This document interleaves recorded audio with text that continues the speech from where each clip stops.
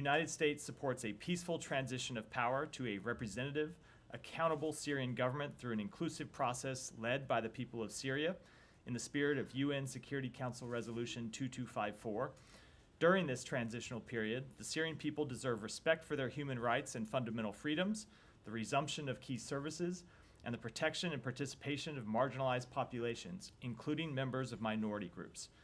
It was the Assad regime's refusal since 2011 to engage in a credible political process, as well as its reliance on the support of unsavory partners such as Russia, Iran, and groups like Hezbollah for its brutal suppression that led inevitably to its own collapse.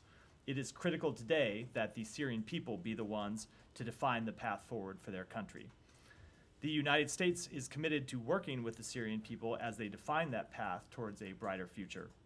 Undersecretary of State for Political Affairs John Bass and Assistant Secretary for Near Eastern Affairs Barbara Leaf are in the region now, holding consultations with key partners, and Secretary Blinken will be continuing his conversations with regional players over the coming hours and days, and we'll of course read out all those conversations as they happen.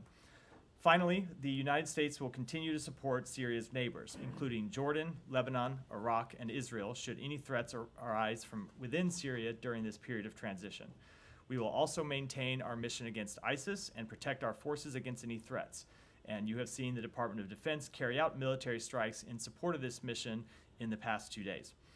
We will not allow ISIS to use this moment to regroup and relaunch terrorist attacks that threaten the interests of the United States.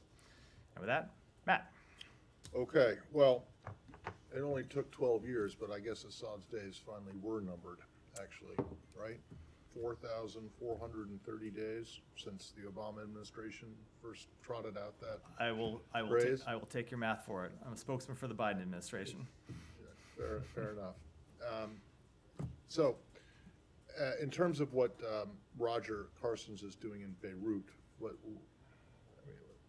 what exactly is he doing? So I'm not going to get into the exact details of the conversations he's having, but I'll talk a little bit about what Roger's approach is, and you can probably draw some conclusions from that. So Roger's approach when it comes to returning home Americans who are unjustly detained has always been to really do everything possible to leave no stone unturned, to gather information from wherever he can and press anyone who is willing to take action to get American citizens home. And he is in Beirut to talk with people in the region, to talk with parties in the region, to collect information, and to try to find out where Austin Tice is and get him home as soon as possible. The president has emphasized that as a priority. Secretary Blinken has emphasized it as a priority, and Roger is there to carry out that important work. Okay, and where are Undersecretary Bass and Assistant Secretary and Barbara? Leaf? They are in Amman today. They were in Doha meeting with partners over the weekend, and today are in Amman. Okay. Sorry. Now, there's been a lot of speculation now that HTS was at the vanguard of this group that there should be or maybe could be some kind of consideration of removing them from the FTO list, and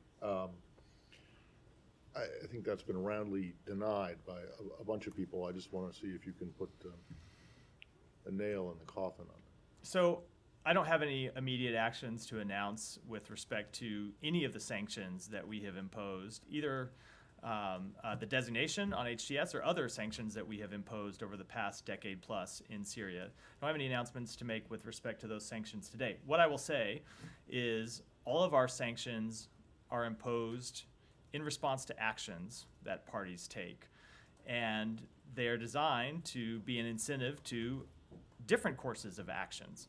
And that is true for organizations, it is true for countries, and so we always want to see groups that we have sanctioned take a different path moving forward.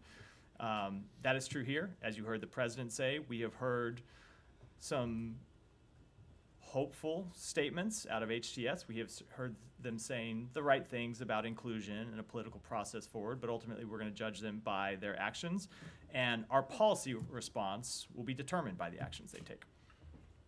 Okay, so there is no review, quote unquote, specifically to HTS as we're underway right now, as it There, relates to what happened over the weekend? there is no specific review related to what happened over the. That said, we are always reviewing our sanctions posture with entities based on their actions. So when entities take different actions, of course, there can be a change in our sanctions posture, but we have nothing new to announce today.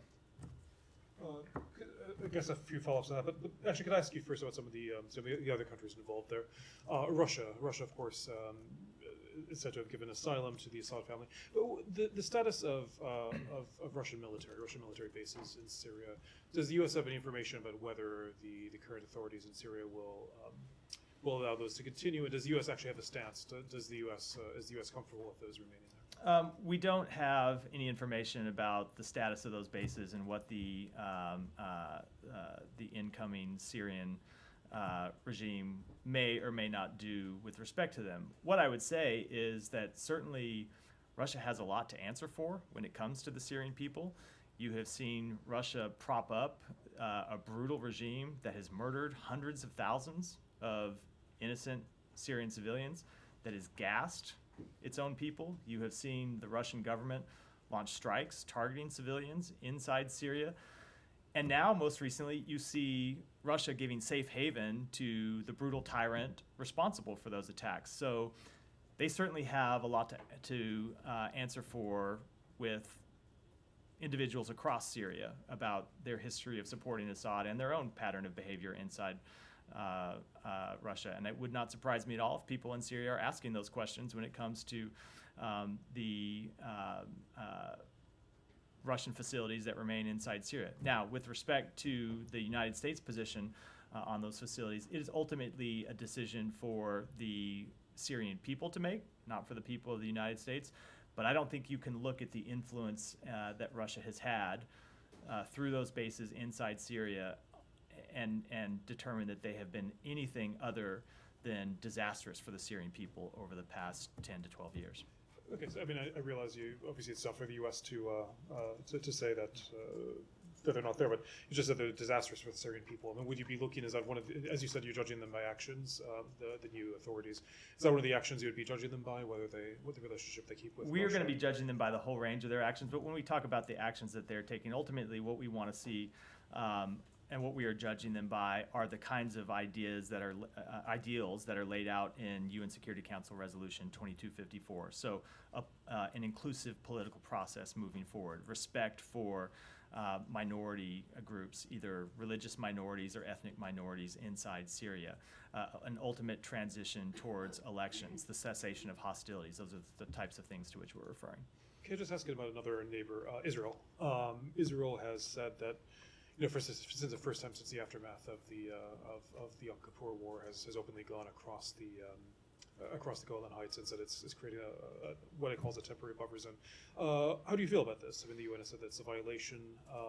Does the United States agree? First of all, does the U.S. agree that it's a violation? So let me say a few things about it. Number one, I think it's important to put in context what happened that led up to this event. First of all, the Syrian army abandoned its positions in the area around the negotiated Israeli-Syrian buffer zone, which potentially creates a vacuum that could have been filled by terrorist organizations that would threaten the state of Israel and would threaten civilians inside Israel.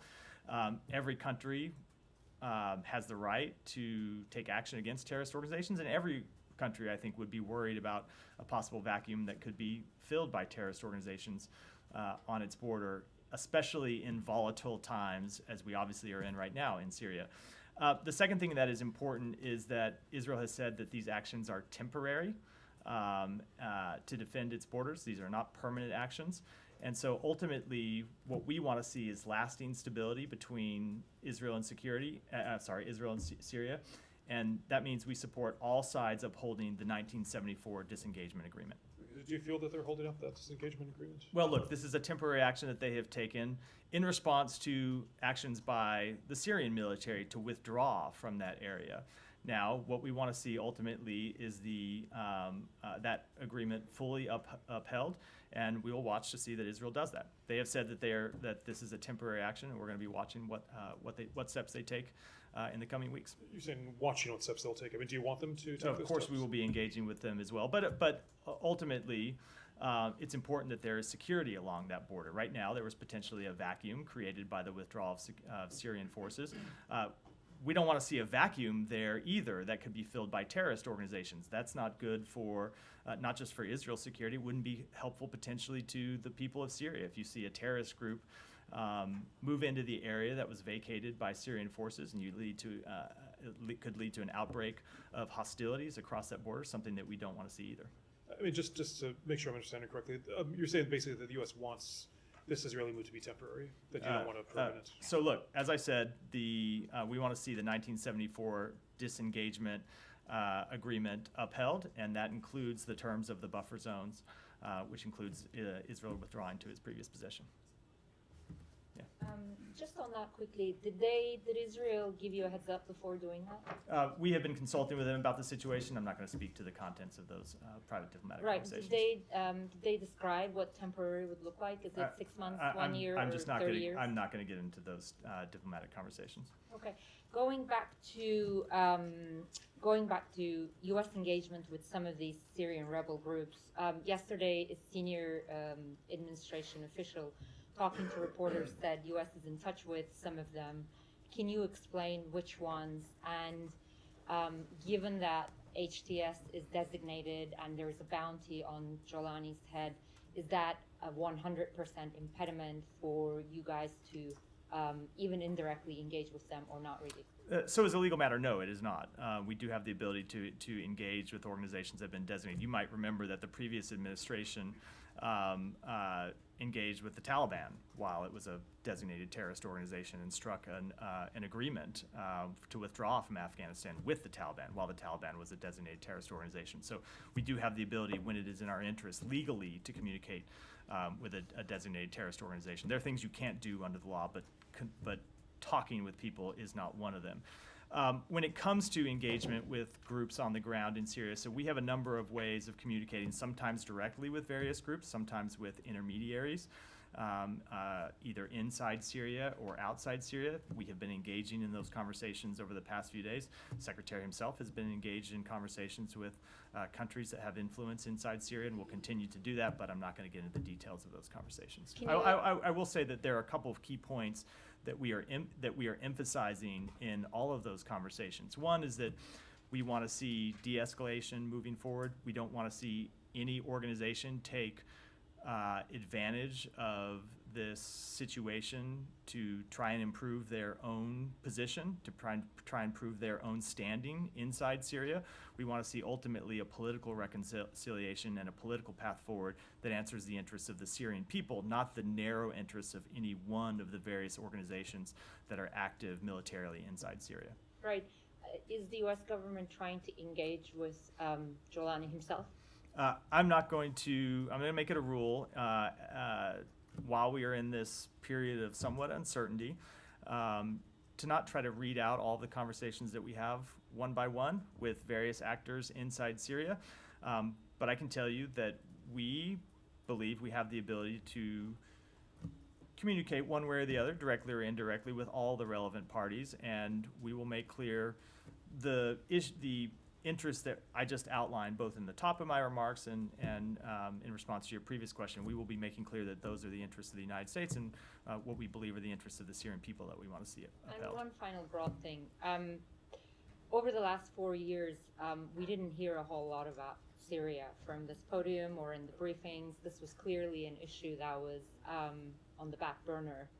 I'm sure you're going to disagree with the premise of this question, but that is simply a fact based on observation and our experiences here. Do you feel that that's undercutting your efforts right now? How much of an influence do you think you have in the waning days of this administration? Well, first of all, let me say most of what I talk about from this podium is not my choice; it's yours. Except for my various opening remarks. I get. Let me just say. I get up here. Hold on. Let me just say. Our questions are based on U.S. foreign policy priorities. Let me. I didn't interrupt the question. Please Sorry, let me ahead. finish the answer. I get up here and I respond to the questions from the reporters in this room, and I don't think it's fair to judge my lack of responding to the lack of questions about Syria as a indication of the work that has been going on inside the department and inside the administration. I will tell you that, of course, you will see a lot of the public work around matters that become new flashpoints, matters that require serious political engagement from the senior leaders of this department. But the Syria policy that was developed during the latter stages of the Obama administration, to go back to the point that Matt started this briefing with, that is largely carried through to this day. Ultimately, I would say has led to the situation we're in today. And I would combine that with the policies this administration has pursued to weaken Bashar Assad's main backers, Russia, Iran, and Hezbollah, which of course is itself backed by Iran. So it is the sanctions that we imposed on the Syrian regime that weakened the Syrian regime. It is the international coalition that we marshaled to hold Assad accountable.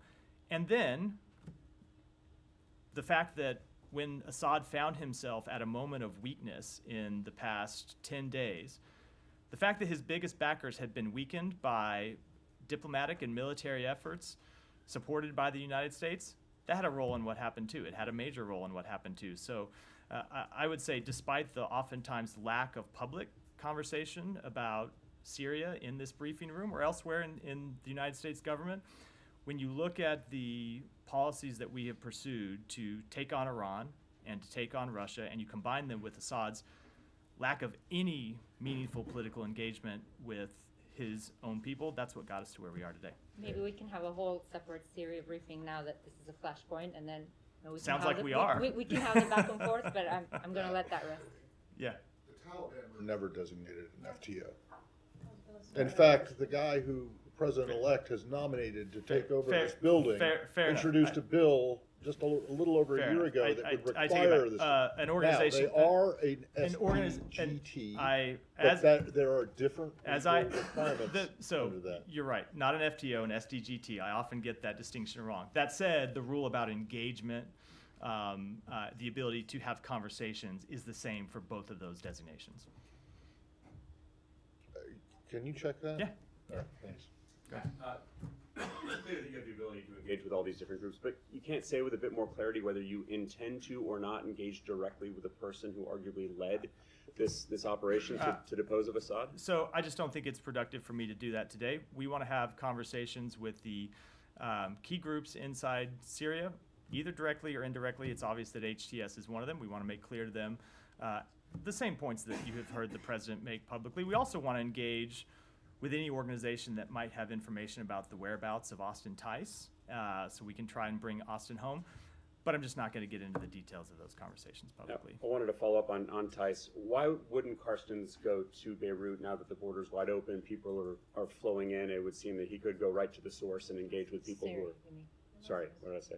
I think you meant Syria, Beirut. Go right in. He's in We all, Beirut. we all misspeak sometimes. Why wouldn't he go across the border into Damascus? I'm not going to talk about what travels Roger may or may not make in the coming days. He's in Beirut today. He's working to get Austin Tice out, and I'll leave it at that for today. Has there been, he went in 2020 and he met with the Syrians, and from what we understand, there was no proof of life offered. Can you say whether or not there has been any kind of proof of life since that 2012 video that was believed to have been manufactured? So I think where I'll leave it, where it's appropriate for me to leave it, and I should back up and say that this is a matter that we discussed directly with Austin's family. Secretary talked to Austin's family on Friday. We assess that he is alive, and we are working to try and get him home. And I think the details that lead us to that conclusion, I think I ought to not speak to publicly. And just last thing, they did say on Friday that they have a new source, they have new information that he's alive and being treated well. Is there anything new as far as you understand it?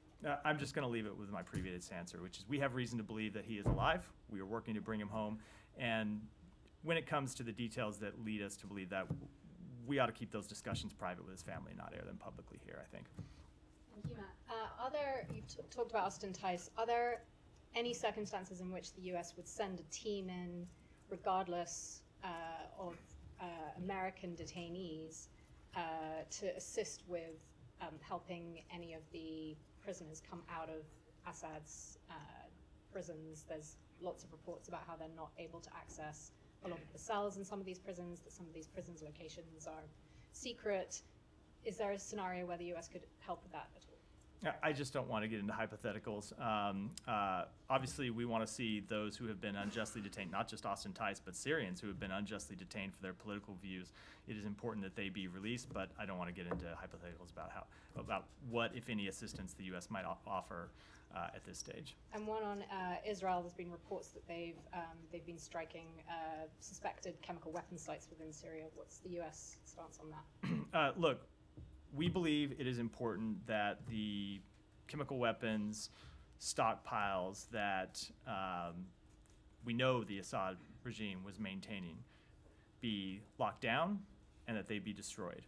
And we will continue to work with our partners in the region to that effect, and we will continue to make clear to the incoming government, the incoming regime, that is important. Now, look, we have seen the public statements from HTS that they do not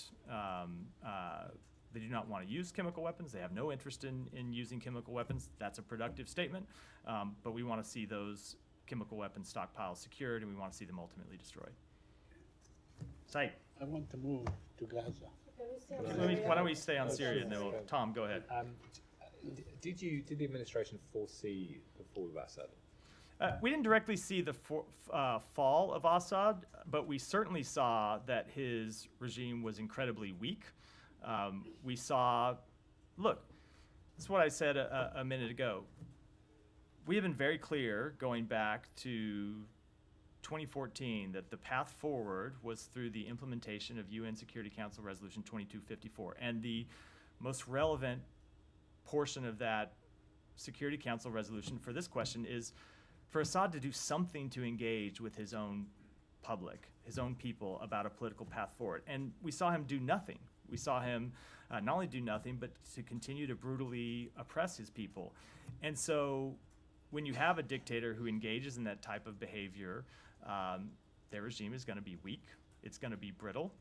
And that's true not just for Assad, it is true for other authoritarian regimes around the world.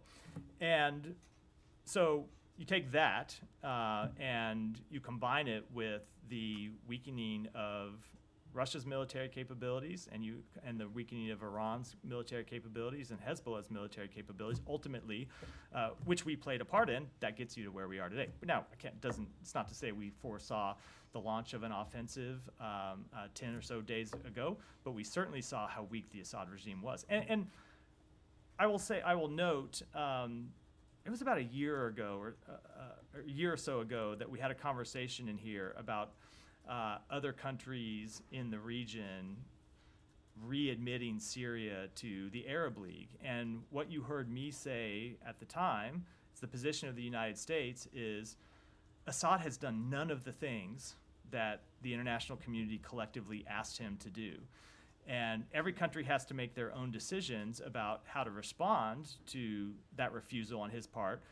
But we, the United States, decided that we were not ready to restore relations with him as usual. We were not ready to lift the sanctions on him. We were not ready to lift the pressure on him because we had seen him take none of those steps. And I think it's the combination of his refusal to engage with his own public and the pressure that we and other countries around the world put on him that ultimately got us to where we are today. I mean, I asked the question. Sorry for the long-winded No, answer to the question. But I asked the question because there has been, you hint to it there, a lot of the US administration in the last 24 hours who are taking the credit for its foreign policy decisions that, in part, created the conditions for this to happen in terms of the weakening of Hezbollah, Iran, and Russia. And therefore, there's a sort of, if you kind of break it, you own it, part of the foreign policy element, which is what now has been your planning for this eventuality, and therefore what leverage do you have, what influence do you have on the players now that are in control in Damascus? What can you say now that will influence them to do the kind of things you want them to do? So I don't want to totally reject the premise of the question, Tom, because I do respect the question, but I do think that at a time like this, that really is the wrong way to look at the question. It is not a question of what leverage or influence the United States has, because ultimately this is a process that needs to be led by Syrians, not by the United States, not by any other country in the region. And so what we can do is make clear that we will support the Syrian people on this path towards a better future. We're going to protect our own interests while we do that. We're going to make sure that ISIS doesn't reemerge. But it is not for the United States to try to use its influence or leverage to dictate any path forward for them. We want to see them make those decisions on their own. Now, we're going to be clear in engaging with all of the relevant parties inside Syria and elsewhere in the region that there are a few core fundamental principles that we want to see respected as that moves forward. But ultimately, that is these are decisions for the Syrian people to make, not for us. But I mean, I'm just thinking, if you're HTS and you're thinking about the way ahead, and clearly, there is a direction you want them to take and one you don't want them to take. And so I'm asking about what you can do. Yeah, fair question. Look, fair question. So there are sanctions that the United States has imposed on Syria. There are various forms of diplomatic relations that we hold with countries and that we suspend with others.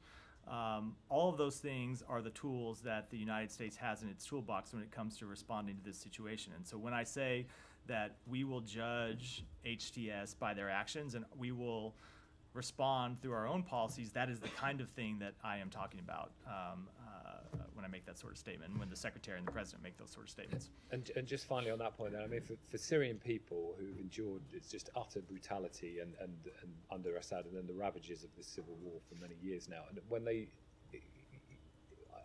I asked the question about what trust they should have in the US when it comes to this, because the moderate opposition groups, that they desperately wanted more US support for years. There was this, funding program that was pulled. There was the chemical weapons being used by Assad, and people wanted to see American planes in the sky at some points during that. They didn't see them. They wanted air defenses against Russia's bombardment of Aleppo and hospitals and homes in parts of Syria. And there are people who feel abandoned. I feel the US didn't come to their aid at that point. So what can you say now to sort of Let me say trust? that first of all, we stand with the Syrian people, and we have always stood with the Syrian people and stood against the brutal tyranny of Bashar Assad. Now, we have to make difficult decisions when it comes to direct military intervention, because we know that oftentimes the consequences of direct U.S. military intervention, either in the short term or the long term, outweigh the benefits that intervention can provide. And so those are the kinds of difficult decisions that we have to make. I know I stand in this briefing room all the time and am asked very hard questions about the result of the U.S. supplying weapons to parties in the Middle East.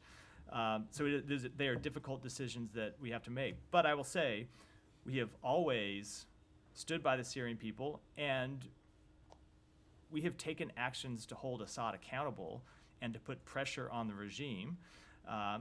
And it is those actions in combination with some of the other factors I've gone through today that ultimately led to the events of the past 48, 72 hours. Yeah, Nadia. Thank you. I have a follow-up and a couple of questions. Is this a time frame that you want to give Hayat Tahrir Sham to assess their behavior? Because today there was a meeting between Ahmed al-Shara, which is Julani, formerly known as Julani, with the former prime minister of the regime. They're securing the central bank, they're doing certain things for the people of Syria. Because if we're talking about weeks or months, that will take us to the next administration. So it will be really under this administration to assist them, to take them out, or to keep them on the list. So I can't give you a time frame today. I do think we all ought to take a beat and just recognize that we are not even 48 hours now since the Assad regime fell. So we are in the very early days of seeing what's going to happen next and seeing what actions are taken by HTS and other parties inside Syria. So we're going to make ongoing assessments based on their actions, and we will respond based on those actions. But I can't give you any kind of timetable for how that will unfold going forward. Okay, the president said yesterday that the Assad regime or Assad himself should be held accountable. Will you support his application to stand in front of the ICC as a war criminal who committed crimes against humanity? So we support the work of the ICC. I know that obviously we have disagreed with their hold on. I'm gonna let me No, address you it. support the work of the ICC until they do something about So it we with have had a Israel. long. Let me just answer the And then question. you don't like it You at know what, all, Matt? or Let the me US. let me answer the question, because I was addressing that before you interrupted me. We obviously have had a jurisdictional dispute with them as it relates to cases against Israel. That is a long-standing jurisdictional dispute. But that said, we have also made clear that we support broadly their work, and we have supported their work in other cases, despite our jurisdictional dispute when it comes to Israel. But that said, when it comes to Assad, I suspect that before you ever get to the ICC, the people of Syria are probably going to want him to return home and stand judgment for his crimes in Syria. He's not going to return home. I mean, these are Russians under the Russians' protection. I doubt that he's going to. I mean, if he's not going to return home from Russia, I doubt he's going to transfer himself to The Hague, leaving Russian protection But there either. would be a case against My him. point being, should he ever decide he's willing to face accountability, or should the Russians decide that they don't want to continue to harbor a war criminal, there may be a whole range of people in line to hold him accountable for his actions. Okay, I'm going to ask you about the Caesar Act, but do you think that the U.S. is undermining the trust of the international community in organizations like the ICC and ICJ by making an exception for Israel when trying to convince us that Assad and the like of Assad should be brought in front of the So international again, body? I think it takes too narrow a view of the ways in which he could be held accountable for his crimes by just focusing on the ICC. Because I do suspect that whatever comes out of the wake of the past 48 hours, you will see a demand by the Syrian people that he return to Syria and face justice for his crimes, and that would be the court of first jurisdiction before you even get to the ICC. Okay, So I think that's true. But when it comes to the overall question, I know we have a disagreement with other countries around the world, but this has been a long-standing, good faith disagreement about where the ICC has jurisdiction and where it does not, based on the fact that there is no recognized Palestinian state. Okay, but that was the norm because this is what happened with Rwanda. This is what happened with ex-Yugoslavia, etc. Final question: the Caesar Act sanctions is going to expire on December 20th, I believe. Do you think that this should be expired now that the regime is no longer there? I don't have any announcements on that act today. We're going to continue to watch what happens and make our decisions moving forward based on it. Syria? Yes. Yeah, go ahead. Follow up. Yeah. Yeah, can Sorry. you talk about the U.S. alliance with Kurdish forces in Syria, and how does the U.S. support for SDF look like after the fall of Assad regime? There has been no change in our posture with respect to support for the SDF. They continue to be a vital partner in the fight against ISIS, and they will continue to be so. How about the U.S. Military troops deployment in Syria? Is that fair to say there's no change? So there has been no change with respect to anything forward-looking. I'll defer to my colleagues at the Pentagon for that question. I'm not asking you to get to give a prediction or not, but has anyone checked in on the status of the embassy? Are the checks Oh, yeah. still your protecting power? So- it's been a long time since we talked about So this. The checks still there? so a couple things with respect to that question. The Czechs are, or maybe were still our protecting power, but the Czechs have left their embassy in Damascus. You get a So there's protecting power for the protecting power. Yeah, that is beyond my grasp, unfortunately. That said, we have taken steps to secure our embassy, and we believe that our embassy, which of course we're not staffing at the time, but that our embassy is still secure. Well, what steps? I don't think I should. It's a security matter, so I don't think I should get into it from here. But obviously, Are there U.S. there are no U.S. personnel. There are no U.S. forces there. But we are at times able to engage with local parties to maintain the security of our embassy, make sure that it is not breached, and we have taken those steps. Right. Michelle. On Syria, on Manbij, how do you view the fights between SDF and SNA, and are you coordinating between the SDF and Turkey to escort SDF militants from Manbij? So our stance on this with all of the relevant parties has been clear that we don't want to see an escalation. We don't want to see anyone take advantage of this period of instability to try and further their own position inside Syria. We are making that clear to all of the concerned parties in the region. When you look at the important work that the SDF does to prosecute the fight against ISIS, to secure prisons where ISIS fighters are held, we don't want to see them distracted from that important duty in any way possible. So we'll continue to make that clear to the relevant parties in the region. But the SDF militants are besieged in Manbij. Are you working on this to escort them, to take them out, or? I don't have anything to announce from here beyond what I just said about the But situation. another one too. Were the HTS able to control whole Syria in 7 days without any international support, in your view, and who was or who supported them? Well, the United States wasn't supporting them, and I think I'll let other countries speak for themselves.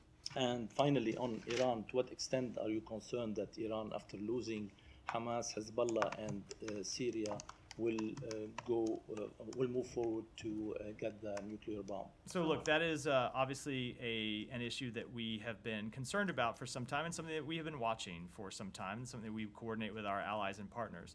And without making an assessment, I will just repeat what we have always made clear, which is that President Biden will not allow Iran to obtain a nuclear weapon, period, full stop. Thank you. Yeah. But on Russia angle of this topic, legality of granting political asylum to al-Assad, is it legal? Does he have a case here? Do you think? And if when it comes to holding al-Assad accountable, if Russia refuses to hand him over, does it make Russia complicit? So I think Russia is already complicit in Assad's crimes against the Syrian people. I don't think you need any further actions by Russia to prove their complicity. And then with respect to the question of international law, I'm just not qualified to opine on that. Back to Tom's question, he mentioned that you guys are taking credit for your foreign policy decisions on this. Ukraine angle, both President and Secretary mentioned that Ukraine fighting back Russia, weakened Russia, and that did actually contribute to this victory. Does that further signify support for Ukraine in months, days, years ahead? So I can't speak for years ahead. Obviously, I'm the spokesperson for an administration that will be in office for a little over 1 month. I can tell you that as long as President Biden is in office, we will continue to support Ukraine. And I would point to the broad support for Ukraine in the United States Congress and among the American public. But of course, I can't speak to decisions that the next administration will make. Saeed, finally. I move on to Gaza. But first, the rest of them might get angry again, but it's fine with me. Yeah, I want to ask you very quickly on Syria regarding Julani. Is the bounty on his head still operative? If somebody were to turn him today, we would collect millions of dollars. I would have to take that back. Okay, let me move on to Gaza. It's just a factual question. I don't know the answer to. Okay. All right, I'll move on to Gaza. UNRWA just issued a situation report number 150, that really draws a very abysmal situation. It happened, it is updated between November 26th and the 3rd of December. And I was wondering, what is the aid situation? Since the 12th of November, when the United States said that Israel was allowing some aid in, can you update us in figures and terms and so on? What is happening with aid to Gaza? With respect to actual figures, I'll have to go back and take that back and get you. But I can speak to the broad pattern. So we did, after the Secretary and Secretary Austin sent that letter, we did see Israel take a number of steps. Now, the actual delivery of aid inside Gaza continues to be incredibly challenging because of the security situation there. The primary impediment continues to be the looting of convoys that try to deliver the aid that makes it to Gaza, actually to that last mile, so it can be distributed to people. And it continues to be something that we work on with our United Nations partners and with the government of Israel. So can you update us on what effort have you taken to ensure that whatever level you want to see going into Gaza, what measures have you taken in the last week, the last 2 weeks, the last 3 weeks? So I can tell you that Secretary Blinken met with the foreign minister of Israel in Malta on Thursday of last week and made very clear to him that though Israel has taken important steps to improve the humanitarian situation, they continue to need to do more. We want to see more provision of aid to the Palestinian people, and we want to see that aid get distributed everywhere inside Gaza. Let me ask you a couple more questions. On UNRWA, is there any likelihood that this president, before he departs office, could take any kind of emergency measure to, let's say, reinfuse aid to UNRWA? So we don't have the ability under the law to do that. I think, as you know, the Congress barred the provision of humanitarian assistance to UNRWA, and we are bound by that law. It extends through till March 25th of next year, which is, of course, past the president's time in office. But I will say that despite that ban on funding to UNRWA, the United States is programming nearly $1.2 billion in humanitarian assistance to assist Palestinian refugees and others in Gaza, West Bank, and neighboring countries through other UN organizations. And a couple more questions. A U.S. Senator, Senator Tom Cotton, introduced a bill last week in the Senate, I guess, to ban the use of the term West Bank and revert to Judea and Samaria. Do you have any comment on that? I don't have any comment on the legislation, but we will continue to refer to the West Bank as the West Bank because that's what it is. Okay.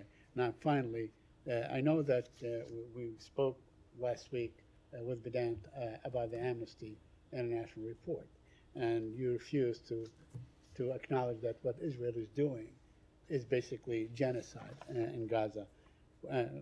You're saying that it did not rise to the level of genocide and so on. I mean, I don't know what is the what is the threshold for destruction and killing and so on that would qualify for genocide? But let me bring your attention to a historian, an Israeli historian, has documented, voluminous documents and so on, that basically says that Israel had the intent and carried out those genocidal intents. So we've seen that report. As you know, we have not concurred with past findings regarding genocide, and we don't again with this report. We do remain deeply concerned by the reports of civilian harm in this conflict, and we continue to emphasize that all parties must comply with international humanitarian law. Yeah. Thanks so much, Matt. Also, regarding the Israel strikes on Damascus, you mentioned the importance of destroying chemical weapons stockpiles, but is the U.S. certain that is Israel actually really targeting the chemical weapons, but nothing else? Because there were some reports saying that Israel, in the buildings Israel targeted in Damascus was Assad's intelligence office, for instance. Is the U.S. aware of this? I don't have any assessment of their strikes. They'll have to speak to them. And one more on this. Regional countries such as Egypt, Jordan, and Qatar condemned Israel's seizure of Golan Heights. Actually, we just had a fragile ceasefire agreement recently in Lebanon. And are you not concerned about Israel's actions like occupation of Golan Heights and recent attacks on Damascus, which regional countries also perceive as a provocation? So I already spoke to the situation on the board. I don't have any further comment on that. But of course, if you look at what we are trying to achieve here, we are trying to achieve de-escalation and stability. And we do. I know, but I'm just saying. Ultimately, we believe it is in the interests of all the countries in the region, including Israel, that you have stability in Syria, stability in Lebanon, that will help produce stability in the broader region, and that is what we are trying to accomplish and what we try to encourage all these parties when discussing their actions with them. Yeah. Next, Eva. Yeah, on Manbij and also SDF. As you mentioned, that the SDF is a vital partner in fighting against ISIS, but this partner, the US partner in the region, are distracted because of the Syrian National Army attacks in Manbij and Kobane. Even as we are speaking, there are reports about attacks in Kamishla. So have you tried to reach Turkey as they are backing these groups to stop these attacks on SDF in the region? We have discussed this with Turkey and with a number of other countries in the region, and we have made clear what you heard me say in response to a previous question, which is that we want to see de-escalation. We don't want to see any party try and take advantage of the situation.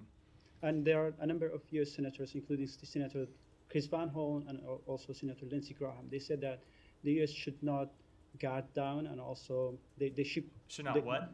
Guard down. They should not rest, and they should support the Kurds in fighting against ISIS and also protect them from the attacks from other groups. So, are you calling stop these attacks from Syrian National Army? As I just said, we want to see a de-escalation across the board. Hiba, go ahead.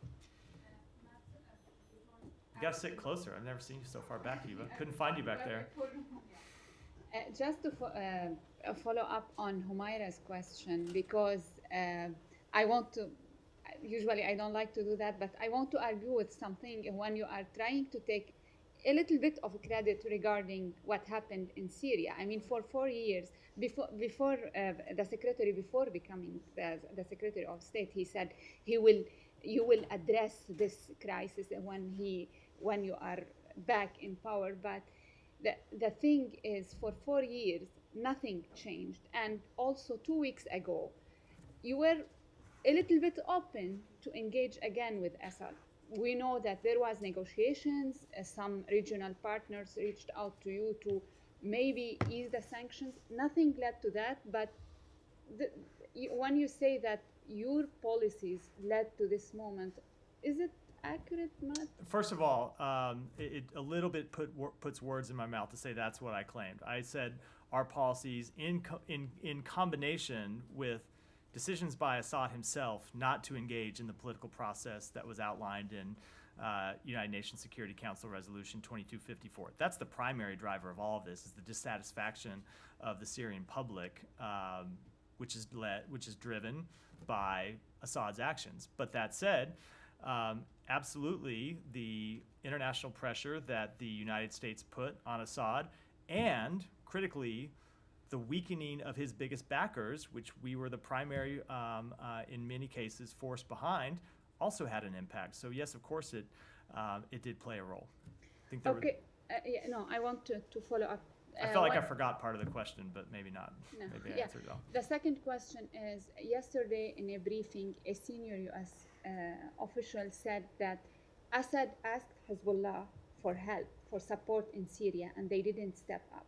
In your assessment, they didn't step up because they were degraded or because the Iranian didn't want to help? It's probably a combination of both. Primarily, they were degraded. If you look at what's happened to Hezbollah's military capabilities over the past, 3 months, they have been significantly degraded from where they were before Israel launched kind of full-scale military operations against them. And so they didn't have the capabilities to come to Assad's defense as they had in previous years.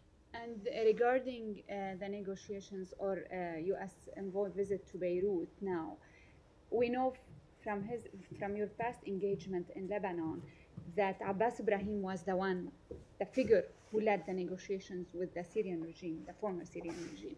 So who are you talking to in Lebanon now? I am not going to read out specific conversations. As I said, we have the ability to communicate with any number of people in the region. That's what our officials who are there on the ground have been doing over the past few days. That's what those of us here, have been doing by phone, and we'll continue to do it. But with rare exceptions, I'm just not going to read out specific conversations. And one final question: Yeah. Is it fair to say today that we are going out of this room and you don't rule out that you are engaging with HTS in Syria currently? I'm not ruling anything in or out either way. Thank you. Go ahead. Yeah, Jenny, sorry. Thank you, Matt. A few questions on South Korea and the U.S. The impeachment vote against South Korean President Yoon failed.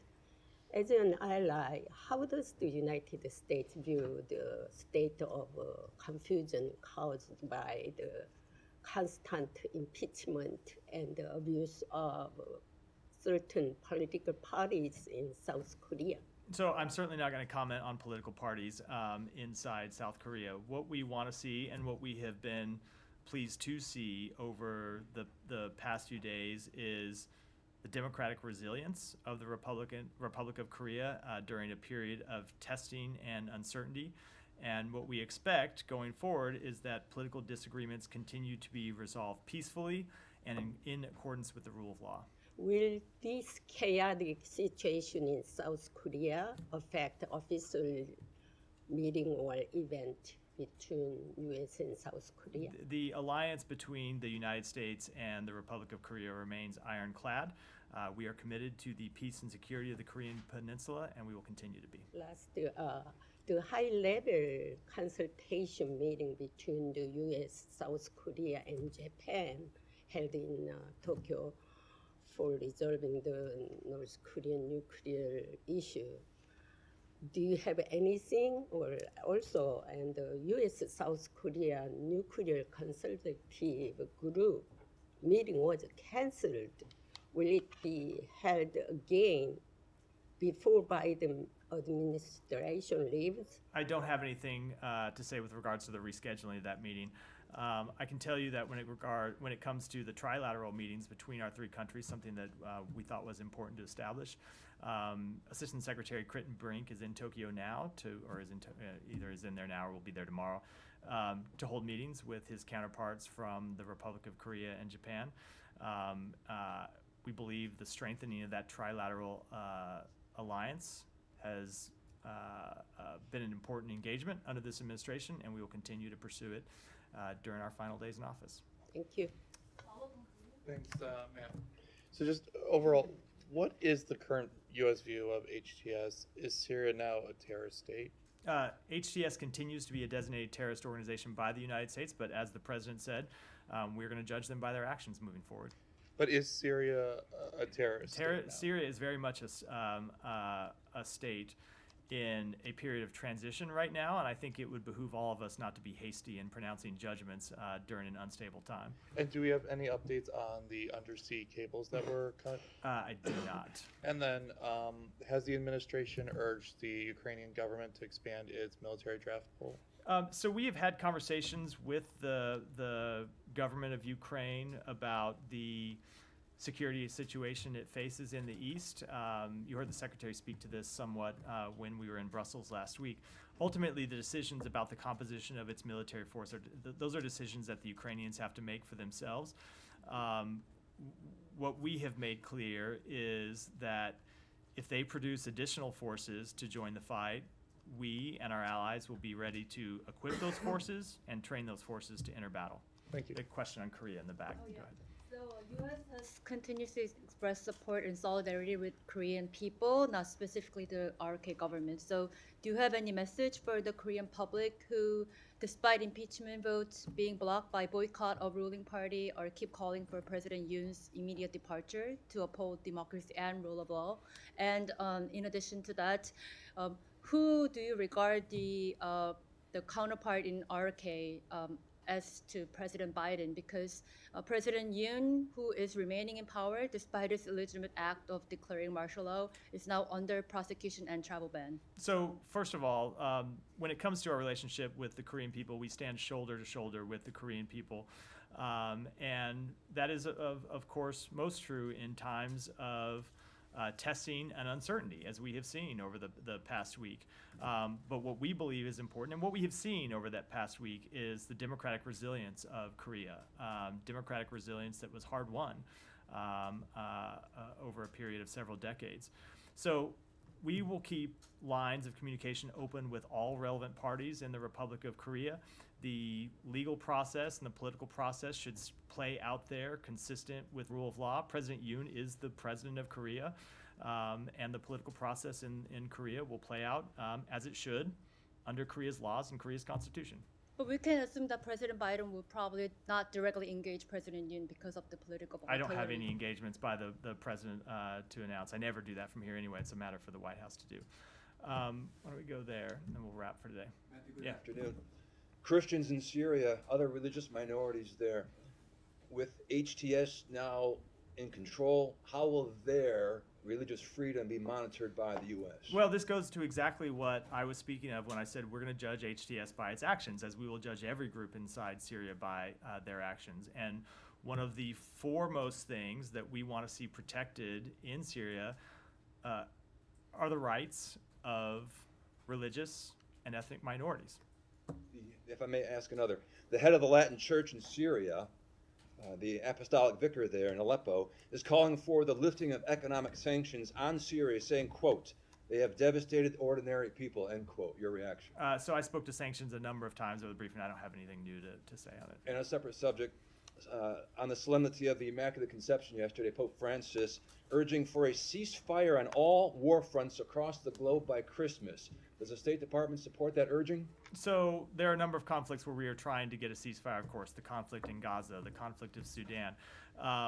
But when you look at, say, for example, the war between Russia and Ukraine, that's ultimately a decision for Ukraine to make. I think when you, like if you look at, Ukraine has the right to defend itself. I don't think you're going to see Russia heed the Pope's calls and unilaterally disarm. So as long as Ukraine is under attack, we'll continue to support their right to defend themselves. But of course, speaking broadly, of course we want to see the end to conflicts. So we want to see conflicts resolved. That doesn't mean in every case an immediate ceasefire.